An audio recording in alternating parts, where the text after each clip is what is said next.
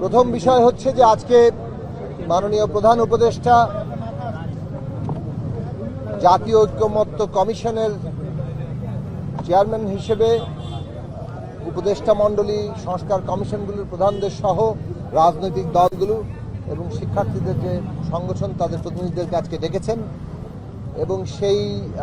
আলোচনার মধ্যে কতগুলো প্রশ্ন এসেছে কিভাবে এই সংস্কার প্রক্রিয়া নির্বাচন প্রক্রিয়া এগোবে। তার মধ্যে তিনটা প্রশ্নকে আমরা আমাদের দিক থেকে গুরুত্বপূর্ণ মনে করেছি যে সংস্কার প্রস্তাবগুলোর মধ্যে যদি সবাই যাতে পায়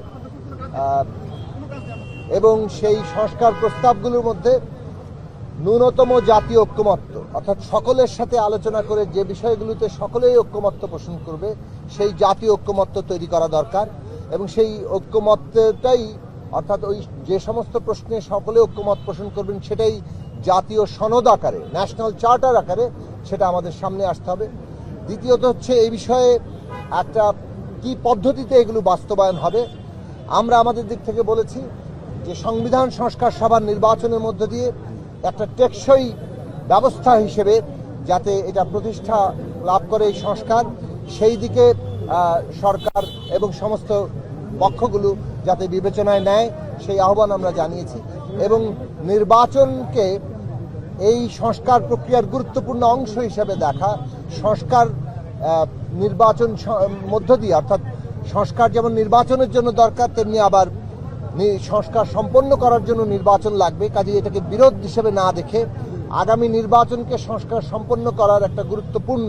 অধ্যায় হিসেবে বিবেচনা করা এবং পরবর্তী এই নির্বাচনের মধ্য দিয়ে যে সংস্কার সভা গঠিত হবে কিংবা সংসদ গঠিত হবে সেই সংসদে যাতে এই সংস্কারগুলো বিশেষত সংবিধান সংস্কারের প্রশ্ন একটা নির্দিষ্ট সময়ের মধ্যে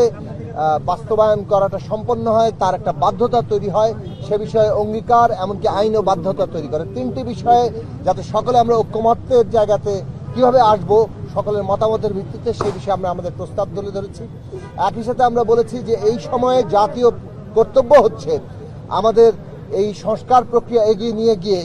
আমাদের একটা নতুন রাজনৈতিক বন্দোবস্ত রাষ্ট্রের পুনর্গঠনের কাজ সম্পন্ন করা। সেদিক থেকে জাতীয় সংসদ নির্বাচন যেটা সংবিধান সংস্কার সভার নির্বাচন হিসেবে আমরা বলছি সেটা এখন সবচেয়ে বড় অগ্রাধিকার। সেই অগ্রাধিকার বাস্তবায়ন করা এবং রাজনৈতিক ঐক্যমত্য তৈরি করা এই দেশে ফ্যাসিস্টের ভবিষ্যৎ কি হবে সেই রাজনৈতিক ভবিষ্যৎ নির্ধারণের ক্ষেত্রেও রাজনৈতিক ঐক্যমত্য তৈরি করা এইগুলো সরকার ফ্যাসিলিটেট করবে সেই আহ্বান এবং সেই আশা আমরা সকলে মিলে রেখেছি। আপনাদের সবাইকে ধন্যবাদ।